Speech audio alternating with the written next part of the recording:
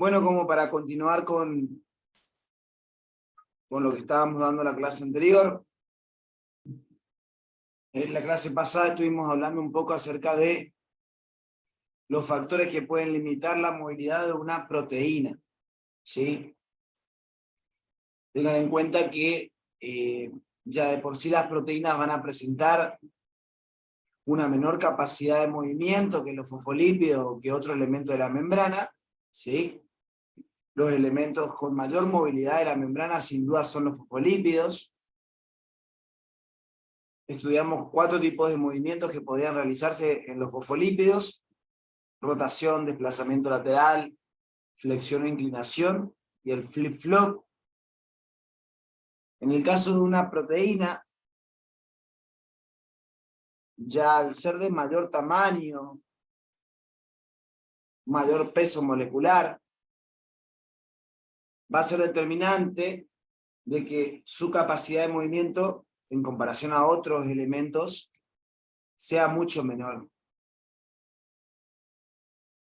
Entonces, esto va a causar de que de esos 4 movimientos que se estudiaron en los fosfolípidos, solamente las proteínas puedan hacer rotación y desplazamiento lateral, ¿sí? Y además de ciertas condiciones, obviamente que no se podrá hacer flip-flop, por ejemplo, con una proteína, porque al ser tan grandes y querer girar sobre la misma monocapa, sobre la misma bicapa, mejor dicho, de la membrana, eso causaría de que al girar algo tan grande se pudiera destruir la membrana si una proteína pudiera hacer flip-flop. O sea que es imposible eso, ¿sí?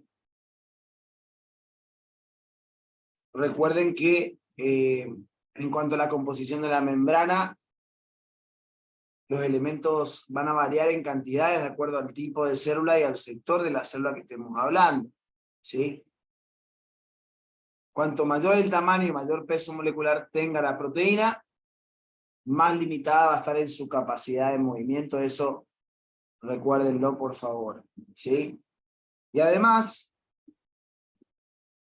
del tamaño y el peso molecular, dijimos la clase pasada que podían existir otros factores que podían causar que la proteína estuviera limitada en cuanto a su capacidad de movimiento.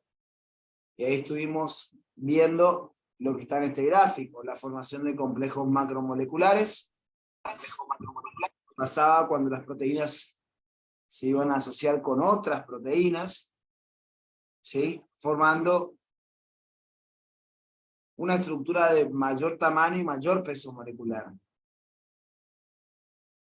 Esto pasaba cuando las proteínas se asociaban con otras que tenían una función parecida o algo relacionado con la tarea de ellas, ¿sí? Entonces eso iba a causar un aumento del tamaño y obviamente un mayor peso molecular. Al establecerse enlaces entre las proteínas, eso causaba, como cualquier cosa que está unida a nosotros, nos va a evitar que podamos movernos libremente, ¿sí? El otro factor era el anclaje de elementos del citoplasma, como por ejemplo si se ancla algún elemento del citoesqueleto. También podía estar anclada a algún elemento de la matriz extracelular, como por ejemplo anclaje a fibras colágenas.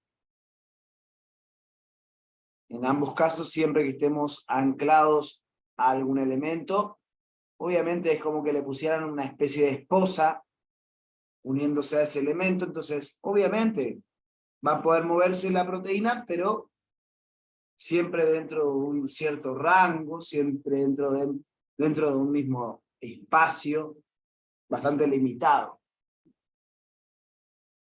Podía pasar de que existiera la combinación de ambos, es decir, por un lado anclarse a elementos del citoplasma y por otro lado anclarse a elementos de la matriz extracelular.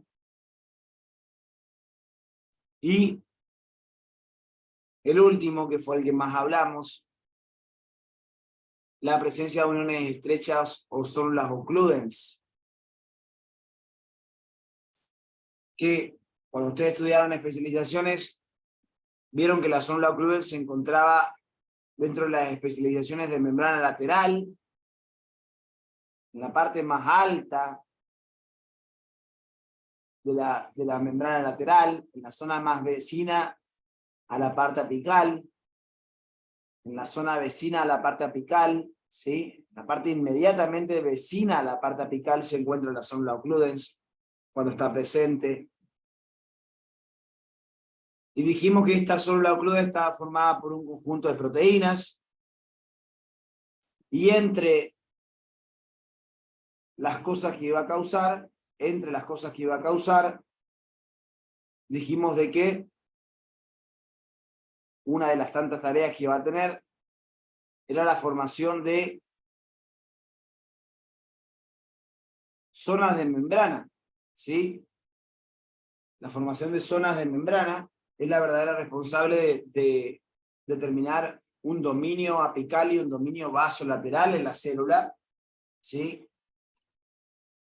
Y eso iba a ser causante de que una proteína solamente se pudiera mover dentro del dominio en el que se encuentra ubicada, ¿sí? Si un elemento quería pasar de la parte apical, la parte vasolateral, no lo iba a poder hacer, porque las proteínas de la zona occludens se iban a encargar de limitar ese movimiento. No la van a dejar pasar, y eso tenía que ver también con la realización de una determinada tarea. Y ahí estuvimos hablando un poco de el transporte de glucosa a través del intestino, ¿sí? Ahí nos metimos en la parte del transporte de glucosa a través del intestino. Un tema muy importante a tener en cuenta, ¿sí? Estuvimos analizando, metiéndonos un poco en nuestro siguiente tema, ya que es el tema transporte a través de la membrana. Lo que hicimos fue empezar a conocer la forma de traslado de nuestro principal nutriente, que es la glucosa, ¿sí? Desde la zona de la luz del intestino, en la zona hueca, por donde cae la comida, ¿sí? Cómo ingresa la glucosa al interior de la célula y cómo lo hace luego hacia la sangre, ¿sí? ¿Quién me recuerda en forma sintética a ver cuáles eran las cosas más importantes de este esquema?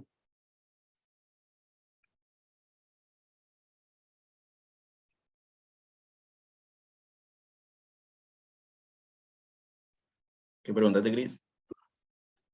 Si podrían explicarme este esquema, las cosas más importantes, así en forma resumida.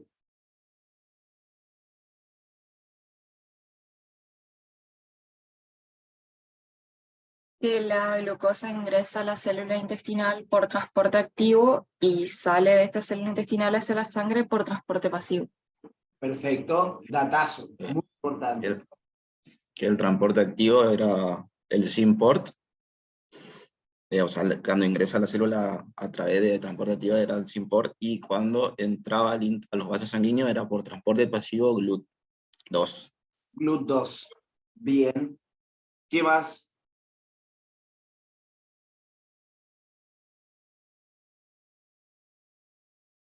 Cantidades de sustancias que se trasladan en el SYMPORT sodio-glucosa.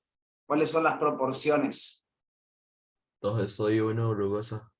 2 de sodio, 1 glucosa. Ojo con esto que voy a decir. Si a usted le dicen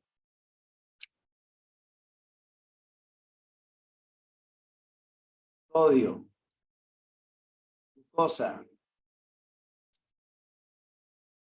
relación 2:1,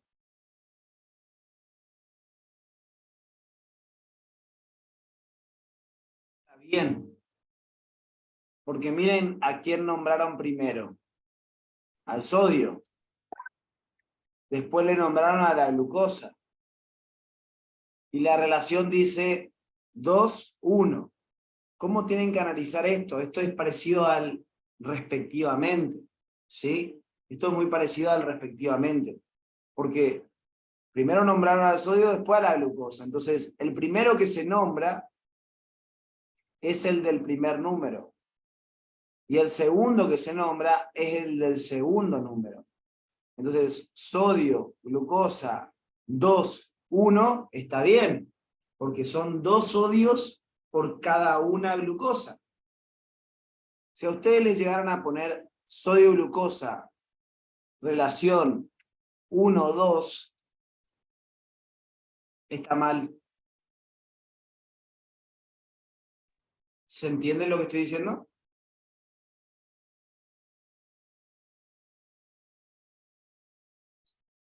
¿Se entiende esto que estoy diciendo, chicos? Sí, Cris. Sí, Cristian. Sí, profe. Bien, ojo con ese dato. Ojo con ese dato. Son 2 sodios por cada una glucosa. Esas cantidades son importantes que ustedes se acuerden, ¿sí?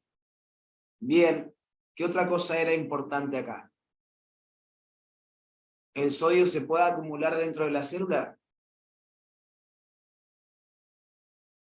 ¿Por qué no es conveniente acumularse? Porque acarrea agua.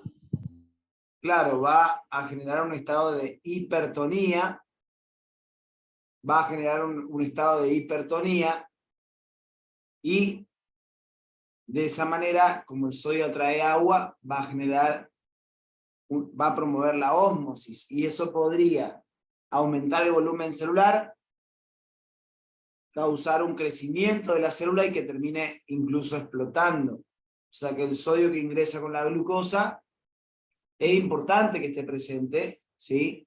Porque sin él la glucosa no podría ingresar a la célula, pero es importante también que sea expulsado al exterior nuevamente.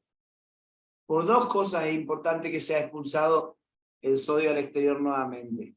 Una, para evitar el exceso acúmulo de agua.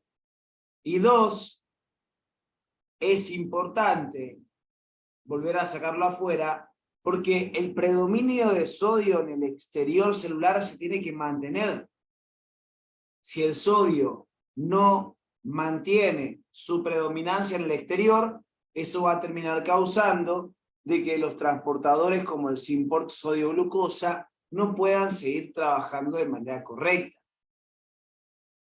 O sea que lo que tanto insistimos desde el comienzo, que en el exterior el principal ion es el sodio y que en el interior es el potasio, exterior sodio, interior potasio, es muy importante que se mantenga siempre de esa manera para que otros transportadores puedan trabajar. Y ahí nos metemos en lo que es la bomba sodio-potasio. ¿Qué papeles jugaba la bomba de sodio-potasio en todo este proceso? ¿Qué aprendieron de la bomba de sodio-potasio que me puedan recordar?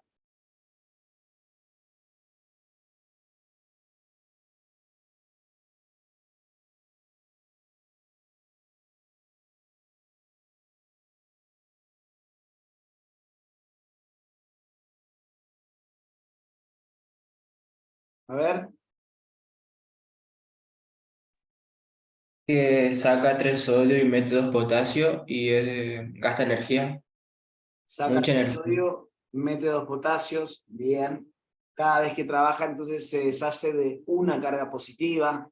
Mantener el equilibrio de los transportes, perfecto, hace que otros transportadores puedan funcionar. ¿Qué otra cosa? Gasta energía en forma de ATP. Hasta 1/3 o 2/3 de la energía total producida en una célula gasta. ¿Qué más?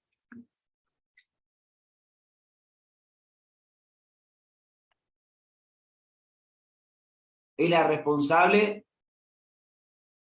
de las altas concentraciones de sodio afuera y de las altas concentraciones de potasio dentro de la célula. ¿Qué más? Eso, ahí está. Naomi, bien.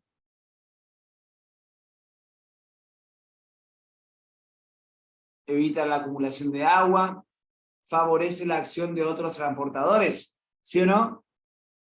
Al mantener los gradientes siempre elevados del sodio y del potasio, va a ser importante para que otros transportadores puedan trabajar. ¿Se ubican, no? colaboraba en qué porcentaje del potencial transmembrana? El 10%. 10% del potencial transmembrana. ¿Sí? Y podemos hablar un poco más amplio acerca de eso, pero acá estaban todas las funciones de la bomba. ¿Sí? Acá están todas las funciones de la bomba. Regula el volumen celular, ojo con eso. Colabora, claro, con la célula en la repolarización en un 10%. Muy bien, Julián. Si a ustedes les llegan a preguntar en el examen, yo les pregunto a ustedes, yo no les voy a decir nada. A ver qué piensan ustedes que sería lo primero. ¿Cuál sería el resultado que se observaría? ¿Cómo te darías cuenta de que la bomba de sodio potasio dejó de trabajar?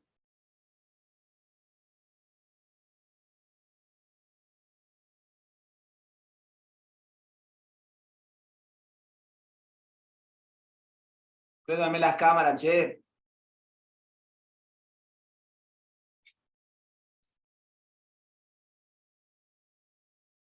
¿Cómo te das cuenta que la bomba dejó de trabajar? ¿Cuál sería el primer cambio? Que la célula tiene mucha agua, puede ser.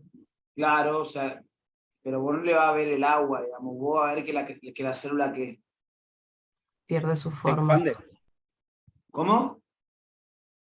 Se expande, sí. Se expande, crece de tamaño. Una de las primeras cosas que va a causar el bloqueo de la bomba de sodio potasio es el aumento del volumen celular. ¿Sí? Perfecto, perfecto. Ese sería lo primero que se ve. Perfecto. ¿Pero por qué se expande? Porque al no estar presente la bomba, el sodio empieza a acumularse en la célula y esto hace que el interior celular del citoplasma se cree una sustancia hipertónica que empieza a chupar agua. Exacto.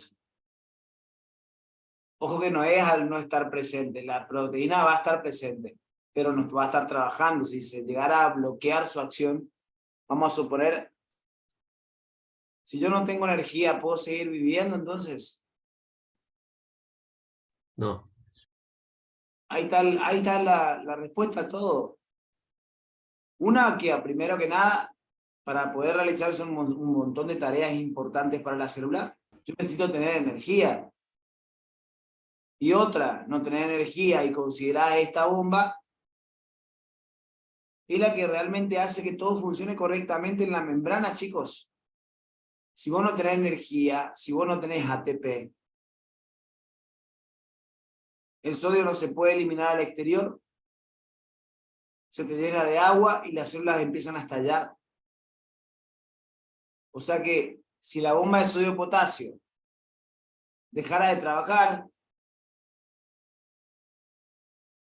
sería incompatible con la vida.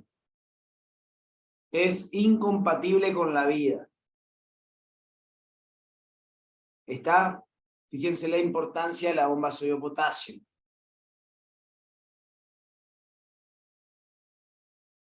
Las células van a empezar a morir y si todas funcionan igual en todo el cuerpo, sería incompatible con la vida que la bomba de sodio potasio no trabaje. Estructuralmente, ¿cuántas proteínas la forman?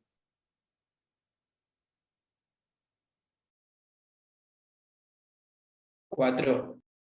4. O sea que, ¿qué estructura tiene la bomba de sodio potasio? Tetrámero. Tetrámero, está bien. Pero de estructura proteica, primaria, secundaria, terciaria, cuaternaria. Cuaternaria. Una estructura cuaternaria. 2 subunidades se llaman ¿cómo? Alfa Y 2 y la subunidades. otra beta. Bien, bien, Mili. ¿Cuáles sirven para trasladar el sodio y el potasio? Alfa. Las alfa.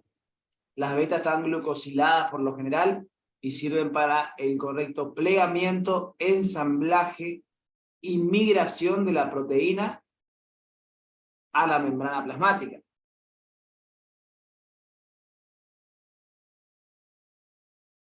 ¿Vamos hasta acá con esto? ¿Todos me siguen lo que estoy diciendo? Sí, profe. Por favor, la clase pasada es recontra importante, ¿eh?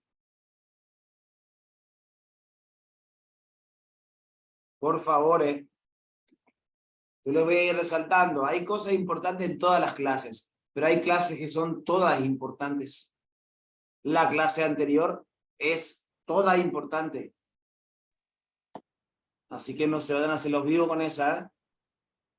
Me la aprenden bien, ¿eh? Profe, Yo, ahí preguntaron si puedes volver a repetir lo de migración. sus unidades alfa sirven para el traslado del sodio y del potasio. ¿Sí? Las unidades beta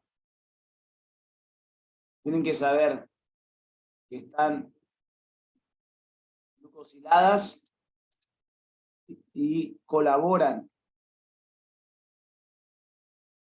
en el correcto ensamblaje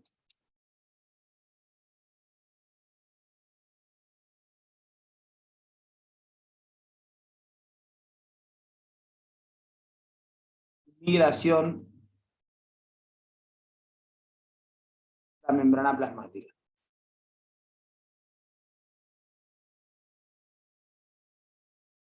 Lo anoté.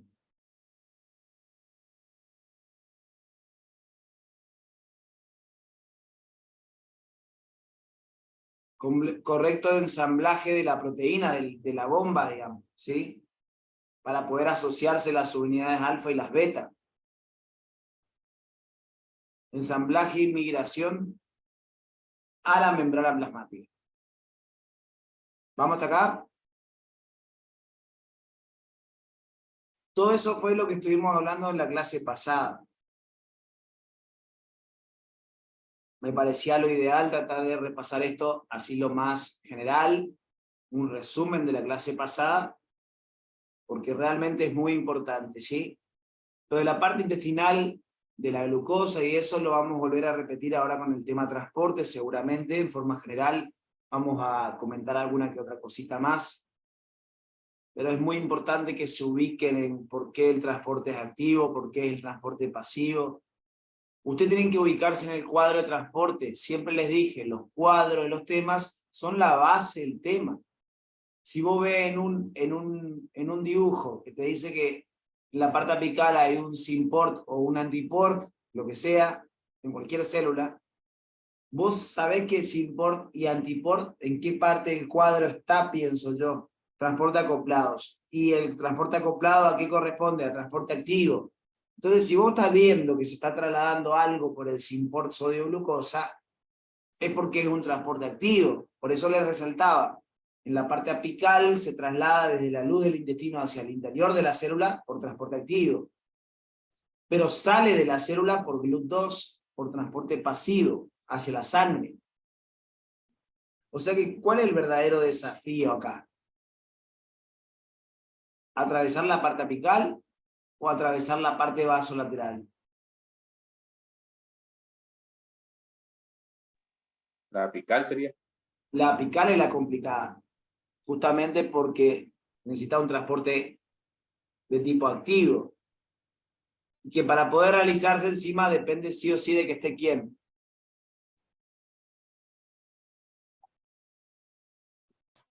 El sodio. Sodio. Necesita que sí o sí esté el sodio. Eso la complica, porque ahí dependés directamente de la presencia de sodio, ¿se entienden? Si el sodio no tiene un buen gradiente en el exterior, si no hay un predominio en el exterior, se va a complicar trasladar la glucosa.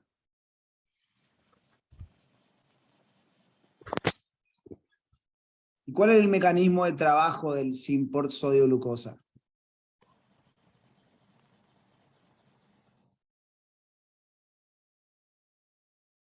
¿Cuál es su mecanismo de trabajo? Las cámaras no me prendió nadie.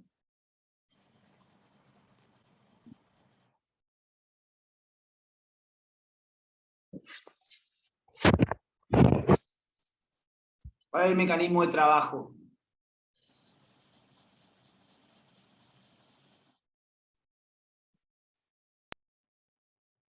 El que está a favor del gradiente, el que impulsa al que está en contra. Eso está bien lo que me decís, Mili, pero me refiero a si hace cosas como un mecanismo de compuerta, un cambio conformacional o algo por el estilo.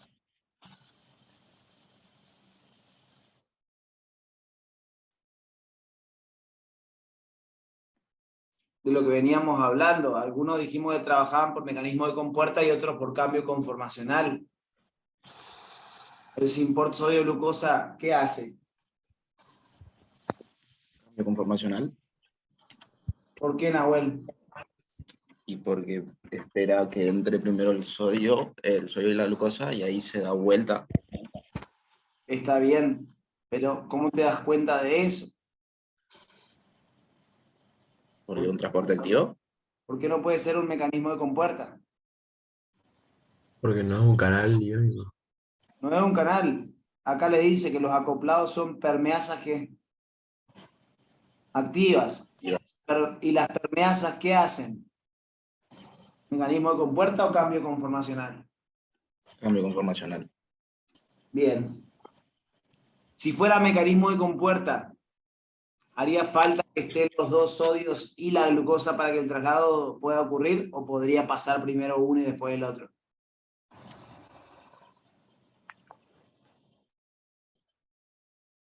Si fuera mecanismo compuerta, el sodio podría ingresar al y decir, ah, bueno, acá le espero la glucosa. Y les dije que eso no podía pasar. Tenían que estar presentes, sí o sí, los dos tipos de sustancias a transportar. Tenían que unirse a la proteína, les dije, de hecho. Y si yo digo que se une a la proteína para trasladarse, ¿de qué estoy hablando? ¿De un canal iónico o una permeasa? La permeasa. Una permeasa. ¿Cómo te das cuenta de eso?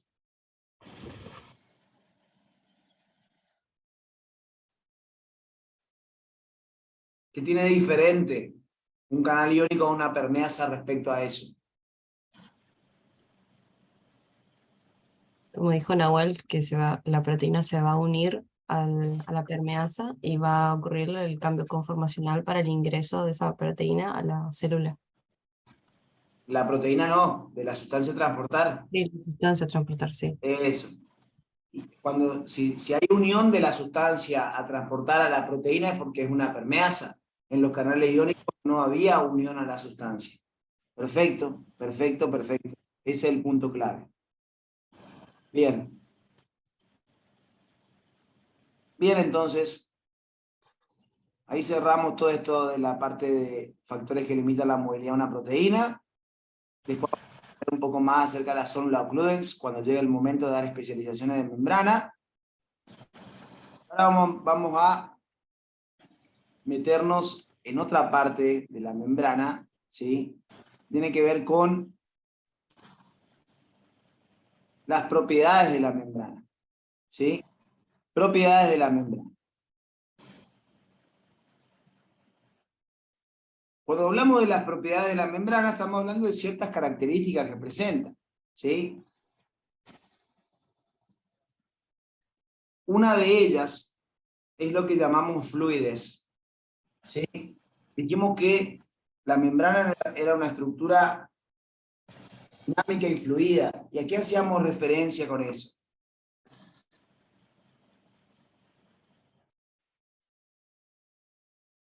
Cuando decíamos que era Que no es viscosa. ¿Cómo?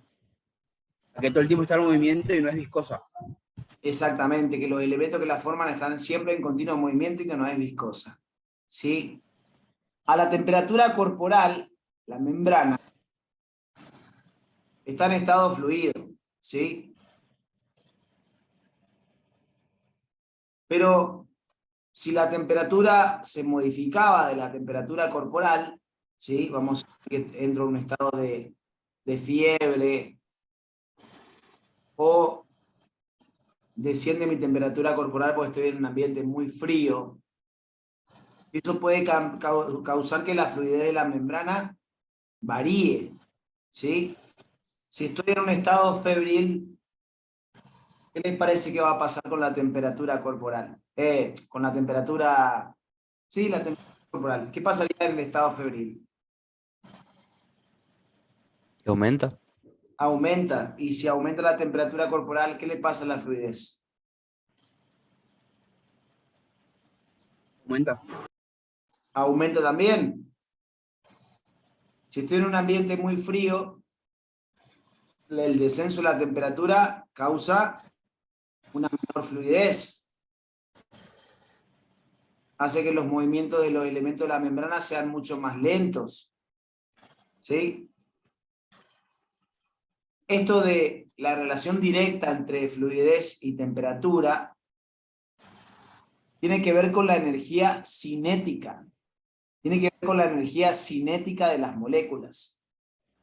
Cuando se aumenta la temperatura, se le va dando energía en forma de calor a esos elementos y esa energía en forma de calor causa una mayor movilidad de los componentes. ¿Sí? Entonces, esa mayor energía cinética que se recibe por parte de los elementos de la membrana causa una mayor capacidad de movimiento. ¿Sí? Mayor capacidad de movimiento cuando adquieren mayor energía cinética las moléculas de la membrana. ¿Sí? Entonces, ahí recuerden la relación directa. Si aumenta la temperatura, aumenta la fluidez. Si disminuye la temperatura, disminuye la fluidez. Pero también dijimos que además de la temperatura, que puede influir directamente sobre la fluidez, dijimos que había otros elementos, aparte de la temperatura, que podían determinar cambios en esa fluidez. Uno era la presencia de colesterol. ¿Qué causaba el colesterol? Menor fluidez. Cuanto más colesterol teníamos, menor fluidez iba a haber en la membrana. ¿Sí? Porque era un elemento que, en cierta forma, iba a entorpecer el correcto movimiento, sobre todo de los fosfolípidos. ¿Sí? Pero este colesterol también tenía cierta ventaja cuando la temperatura disminuía. ¿Qué ventaja daba? Se necesitaba una temperatura más baja todavía para que exista una transición de fase, digamos. Exactamente. La presencia de colesterol retrasaba, digamos, el congelamiento de la membrana al hacer necesario descender mayormente la temperatura para lograr una transición de fase. Exactamente. Bien. Y siempre una membrana con colesterol o sin colesterol va a ser de transición de fase más baja. Con colesterol. La con colesterol va a ser de transición de fase más baja. Temperatura de transición de fase más baja. ¿Sí? Bien. Entonces, ¿quién se congela primero? ¿Una célula animal o una vegetal? Una vegetal. Una vegetal. Perfecto. Eso en cuanto a colesterol, disminuye la fluidez. ¿Relación directa o inversamente proporcional? Inversa. Inversamente proporcional. Porcentaje de proteínas. ¿Relación directa o inversamente proporcional? Inversa. Inversa. Inversa también, igual que en el colesterol. Cuanto más alto sea el porcentaje de proteínas de una membrana, menor espacio para fosfolípidos y por ende menor fluidez. ¿Cuál es la membrana celular con menor fluidez de toda la célula? Respecto a lo que sea proteínas.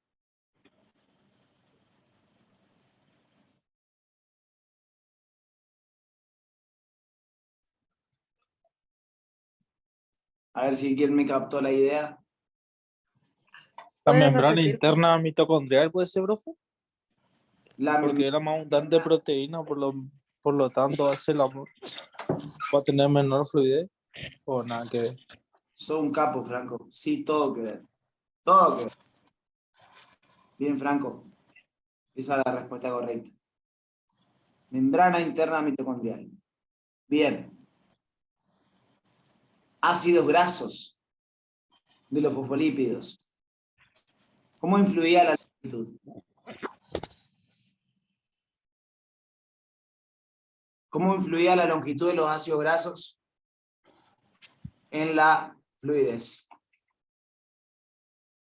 A mayor longitud, menor fluidez. Relación, entonces, Inverso. Inversamente proporcional. inversamente proporcional. Y tenía que ver con el roce de las cadenas en el centro de la bicapa. ¿Se ubican o no? Si es más larga, es muy probable que se choquen en la zona central de la bicapa lipídica. Y eso causaría una menor capacidad de movimiento. ¿Sí? Bien. Longitud de los ácidos grasos. Y yo le pregunto, ¿cuál es la longitud de los ácidos grasos? Normalmente. Entre 14 y 24 carbonos. Perfecto. Me encanta cómo me siguen lo que quiero preguntar. Bien, saturación de los ácidos grasos. O insaturación, si se quiere decir. Saturación si tienen todos enlaces simples. Insaturación si en algún punto hay enlaces dobles. ¿Cómo influye la saturación? A mayor saturación, ¿mayor fluidez o menor fluidez? Menor fluidez. Menor. Menor fluidez. Pero si yo digo a mayor cantidad de insaturados, ¿cómo es la fluidez? Mayor. Mayor. Exacto. ¿Recuerdan que en el lugar donde se producía la insaturación, la cadena carbonada de los ácidos grasos se desviaba? Y eso causaba que tenga un mayor espacio para poder moverse. Uno lo piensa como que tiene una pata quebrada, pero en realidad le va a estar dando un mayor espacio para poder moverse. O sea que siempre me conviene cadenas de ácidos grasos insaturadas.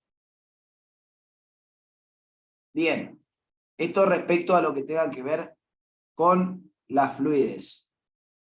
¿Sí?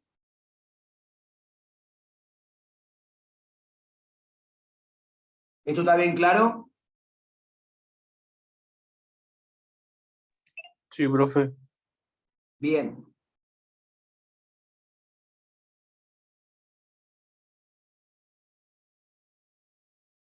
Otra es la asimetría. Quiero que antes de que me digan antes que veamos lo de la asimetría, entonces quiero que me repitan una vez más cuáles son los factores que aumentan la fluidez de una membrana.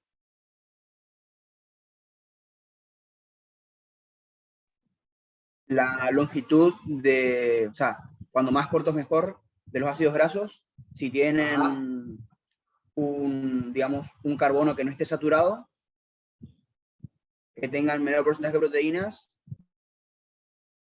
y a mayor temperatura. ¿Y el Y colesterol? baja concentración de colesterol. Perfecto, perfecto. Eso es respecto a lo que tenga que ver con la fluidez. Ahora, siguiendo con la próxima, que es la asimetría, ¿cuándo decíamos que una estructura era asimétrica? Cuando no tenía las dos capas de la membrana iguales, ¿no? Claro. Tengan en cuenta que una membrana plasmática, una membrana, ¿sí?, está formada por una doble capa. Lo vimos al comienzo en un dibujo que les mostraba.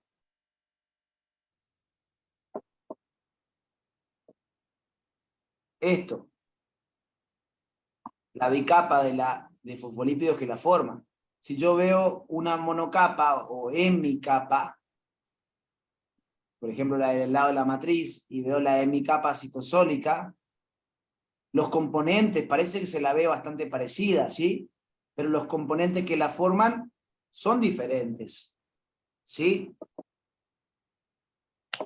Cuando se estudia la membrana, entonces nosotros vemos dos monocapas o hemicapas.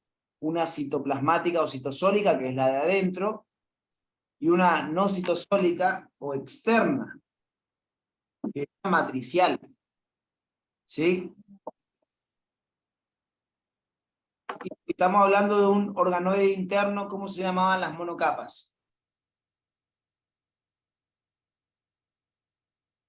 Monocapa citoplasmática. ¿Cuál es la citoplasmática en un organoide interno? ¿La interna o la externa? La externa. El órgano interno es la externa. No, claro, pero en el organelo, la monocapa externa, ¿cuál es? ¿Cómo se llama? Citosólica. Citosólica. ¿Y la monocapa interna? Luminal. Luminal. Luminal o lumenal, ¿sí o no? Bien. Hablando de membrana plasmática en sí, ¿qué elementos esperaban encontrar en la monocapa externa? Proteínas, lípidos, hidratos de carbono. No, está bien, pero piénsenlo por el cuadro general de membrana. ¿Qué elementos solamente se encontraban en la monocapa externa? Los hidratos de carbono. Los hidratos de carbono, o sea, todo lo que esté formado por hidrato de carbono, como un glucolípido, ¿sí? Va a estar del lado externo. ¿Qué más?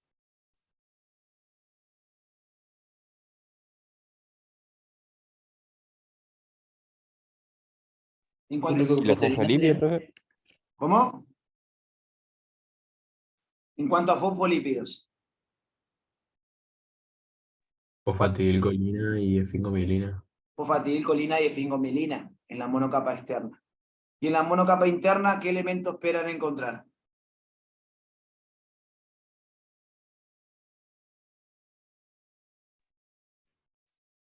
En cuanto a fosfolípidos. Fosfatidilcerina, etalonamina y inositol. Perfecto.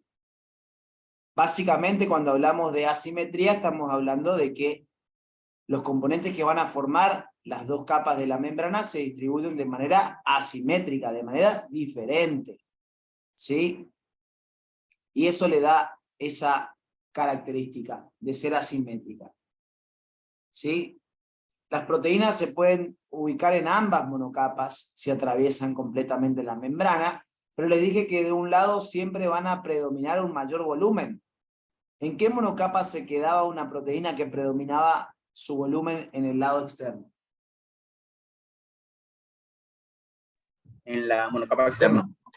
En la monocapa externa, o sea que la proteína, si yo llego a querer separar ambas monocapas, la proteína siempre se va a quedar anclada a la monocapa donde tenga su mayor porcentaje del volumen. ¿Se entiende lo que estoy diciendo?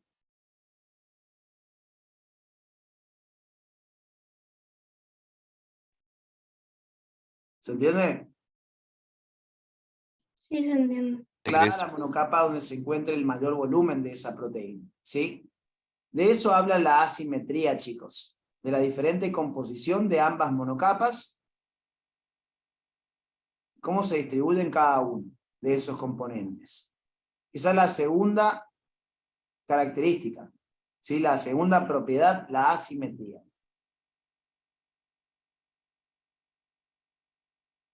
Permeabilidad, algunas veces se la nombra, otras veces no, ¿sí? Las siguientes son el autosellado y el autoensamblado, ¿sí? De esto prácticamente no hablamos, ¿sí? Es muy cortito lo que hay que saber. Pero el autosellado y el autoensamblado, ¿sí? Depende directamente del principio de autoagregación. ¿A qué llamábamos principio de autoagregación? A la capacidad de la membrana de, en un medio acuoso, disponer las colas, digamos, en el centro y estar recubiertas por las cabezas hidrofílicas. Claro, se denominaba principio de autoagregación a la capacidad que tenían los fosfolípidos de organizarse espontáneamente al contacto con agua. ¿Sí? O sea que autoensamblado, ensamblado es lo mismo que autoarmado, por decirlo así. Si vos estás ensamblando un rompecabezas, lo estás va juntando las piezas para formarlo, para formar ese rompecabezas. La membrana, sus componentes tienen esta capacidad de autoensamblado porque depende directamente de lo que hablamos del principio de autoagregación. Y autosellado se refiere también al hecho de que la membrana, si llega a experimentar pequeñas lesiones,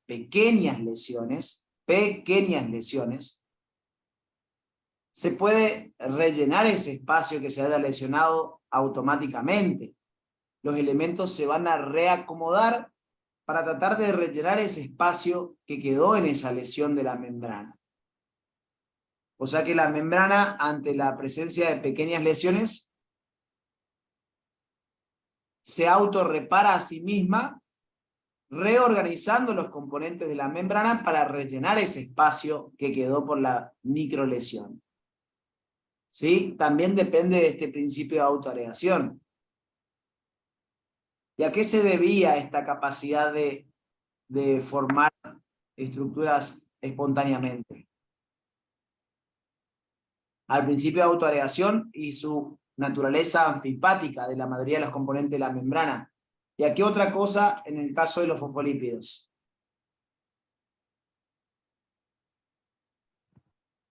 A que en caso de que se dañe alguna, tiene la capacidad de rellenar su espacio.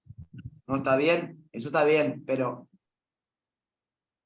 la naturaleza anfipática del fosfolípido y otra cosa eran los que permitían que se ensamblara espontáneamente. Que le dije que generalmente uno no le presta atención, pero que la facultad lo da de esa forma.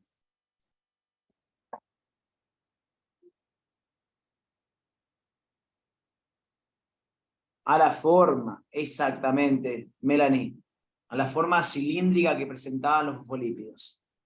A eso se debe.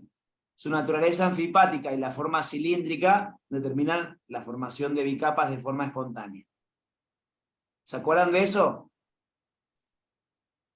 La forma cilíndrica del fosfolípido. Bien.